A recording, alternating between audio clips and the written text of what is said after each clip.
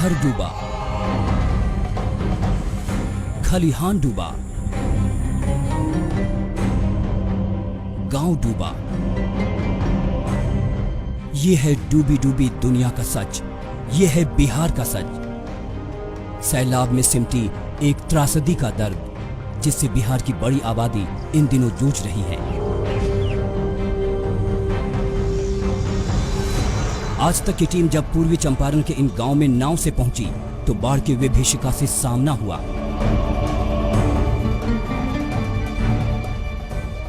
बिहार में बाढ़ एक मौसम की तरह आता है। लोगों को मालूम है जब बारिश ज्यादा शुरू हो जाएगी तो नदियां उफनते हुए उनके घरों को लीलने की कोशिश में आगे बढ़ते रहेंगी। कुछ दिनों के लिए बारिश रुकती है, थोड़ा सा पानी नीचे चला जाता है, लेकिन इसी तरीके से आप अगर ये गांव भी देख लें, घरों तक कई इससे पहले जो हमने घर देखे, जैसे ये देखिए, ये झोपड़ी आपको जलमग्न इस समय आधी नजर आ रही है। जितना सामान हो सकता है उसे समेटकर थोड़ा सा बाहर जाते हैं इस उम्मीद में कि थोड़ी बारिश कम हो, थोड़ा सा पानी कम छोड़ा जाए नदियों में और उसके बाद रहने लायक स्थिति हो जाए। लेकिन हर बार की वही कहानी, इस बार की तस्वीरें ये।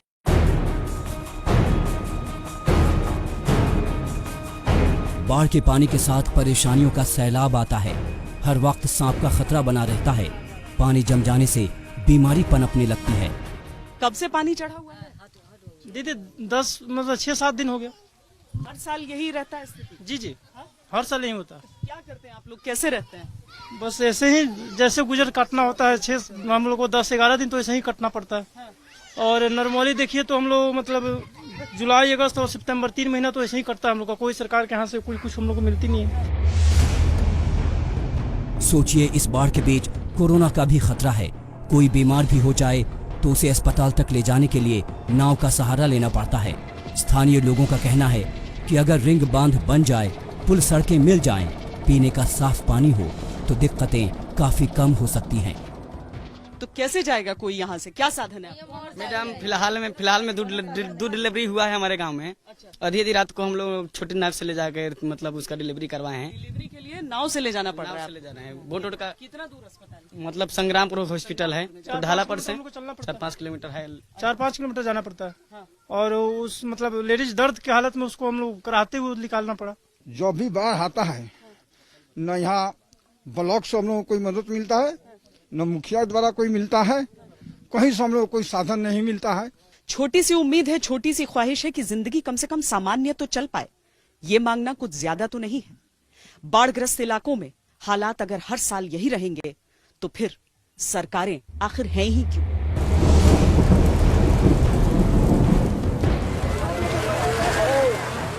गोपालगंज जिले में गंडक से तबाही आई है। झोपड़ी डूब गई, पक्के मकान डूब गए।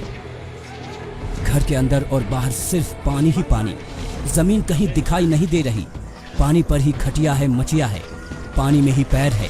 सैलाब के पानी में दिन गुजरता है और रातें कटती हैं। सबसे ज्यादा परेशानी सदर प्रखंड और मांझागढ़ प्रखंड के कई गांव में है। हालात ये हो गए हैं कि लोग पीने के पानी और दवा को तरस रहे हैं। जब हमारे संवाददाता बाढ़ पीड़ितों के बीच पहुंचे तो एक महिला ने रो रो कर अपना दर्द बयां किया। नदी का पानी गर्म अपने तो बुखार हो गया, देह में हो गया है हमारा। एगो पत्तू और जुड़ा बरी है तो वैसा ही है। और क्या समस्या हो रही है? और बाल बच्चा सब डूबा था, खाए का तकलीफ होने का होता।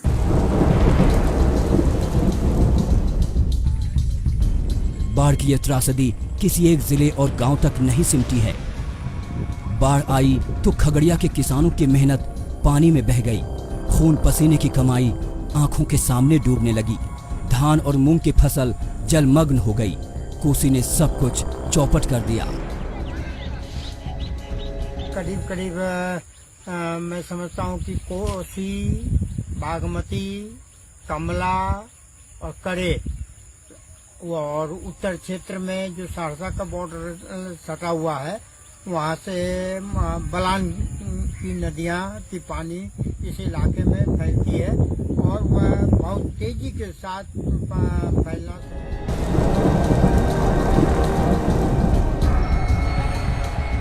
सुपौल में कोसी नदी के साथ साथ नेपाल से बहकर आने वाला तिलयुगा नदी भी बाहें फड़का रही है। तिलयुगा नदी ने निर्मली प्रखंड मुख्यालय में जरौली गांव को अलग कर दिया। सड़क पानी में बह गई। सैलाब से बिहार के 8 जिलों में फिलहाल तबाही मची है। दरभंगा, खगड़िया, सीतामढ़ी, मुंगेर, छपरा, मधुबनी, मधेपुरा और मुजफ्फरपुर में सब कुछ डूबा डूबा है। तो बहुत दिक्कत होला मैडम, कुछ का साधन हमने के लगे ना रहेला। देख रहे हैं कि सड़क वड़क भी पूरा पानी में भर गया। बहुत दिक्कत चूल चौकी बर बिछवना के कोनो साधन नहीं के। कितने महीने से नल जल व्यवस्था वैसे ही ठप है, सिर्फ नाम के लिए नल जल है, लेकिन शुद्ध पानी हम लोग को पीने को नहीं मिलता है।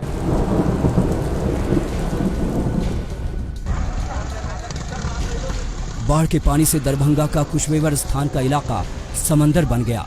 सड़क, गांव, घर सब पानी में समा रहे हैं। लोगों की रातें बांध पर कट रही हैं। नेपाल में भारी बारिश की वजह से दरभंगा में बागमती नदी उफान पर है। वहीं कमला बलान नदी भी कम रौद्र रूप में नहीं। कमला बलान नदी में पानी बढ़ने से दरभंगा के घनश्यामपुर और कुशेश्वर स्थान के पूर्वी इलाके में तबाही मची है।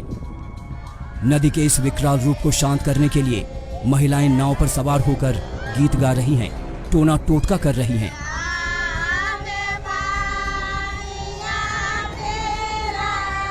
पहले कौन चीज के एते लॉकडाउन छे, सरकार के इधर कनी के कुछ के साधन नहीं छे। ने घर में अनाज छे, ने बर्तन बासन सब धोया गले, घर घर पानी ढुकल। मॉनसून आते ही बिहार की नदियां अपनी सीमाएं भूल जाती हैं। गांव, कस्बों, शहरों सभी तक विस्तार चाहती हैं।